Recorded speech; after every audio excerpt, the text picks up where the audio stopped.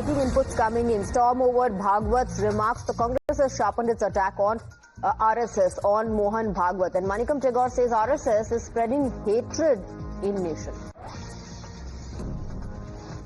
100 साल का बाद भी आरएसएस नफरत का बाजार बनाने में देश के लिए अभी भी लगी हुई है। आरएसएस 100 साल का बाद भी OBC, schedule caste, schedule tribe का जगह नहीं देती है। अभी तक कोई भी अध्यक्ष और संचालक, अभी तक आरएसएस का चीफ कोई भी ओबीसी, एससी और शेड्यूल ट्राइब नहीं बन पाए। क्यों?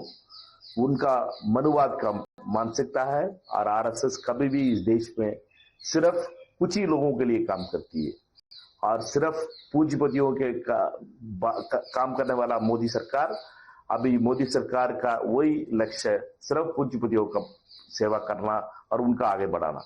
और वो धन और आरएसएस का और पूरी प्रचार का अभी 100 साल हो चुका है और इस देश का बचाने के लिए हम सारे लोगों का लड़ना पड़ेगा आरएसएस का इस नफरत का बाजार का सामने।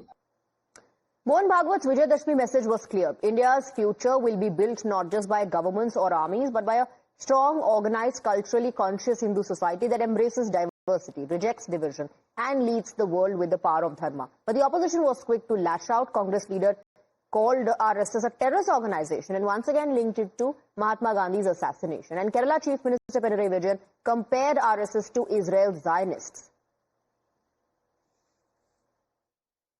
വല്ലാത്ത മമതയല്ലേ? വളരെ ധീരമായ ഭാഷയിൽ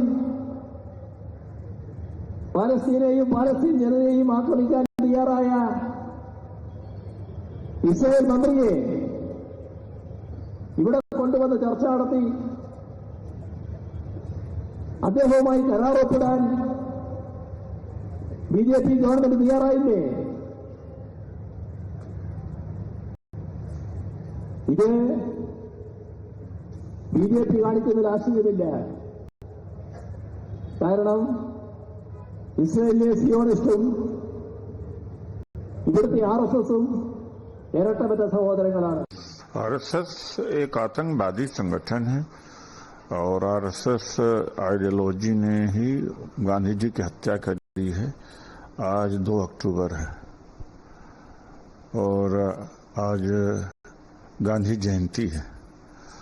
गांधी जी ने देश को आजाद कराया और गांधी जी के जन्मदिन पर एक हत्यारे संगठन का 100 वर्ष पूरा होने पर उत्सव मनाया जाए, ये बहुत ही दुखद बात है। कांग्रेस कहती है आरएसएस आतंकी संगठन है।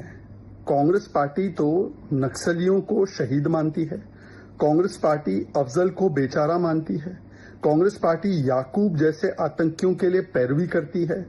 कांग्रेस पार्टी आंसू टपका टपका कर बाटला हाउस के आतंकियों के लिए रोती है। जिनके लिए आतंकी शहीद और पोस्टर बॉय और हीरो है, उनके लिए राष्ट्रभक्त संगठन आरएसएस तो इसी प्रकार से वो देखेंगे उसको, क्योंकि उनका चश्मा वोट नीति का है, राष्ट्र नीति का नहीं। अभी 2 दिन पहले उदित राज जी नक्सलियों को जस्टिफाई कर रहे थे, कह रहे थे एक्सप्लॉइट होते इसलिए नक्सली बन जाते हैं। ये वही कांग्रेस की मानसिकता है जो झूठ और दुष्प्रचार पर पिछले 100 वर्षों से प्रयत्न कर रही है आरएसएस को समाप्त करने का। And with that, we're slipping into a very short break. There's a lot more lined up on the other side. Stay on with us.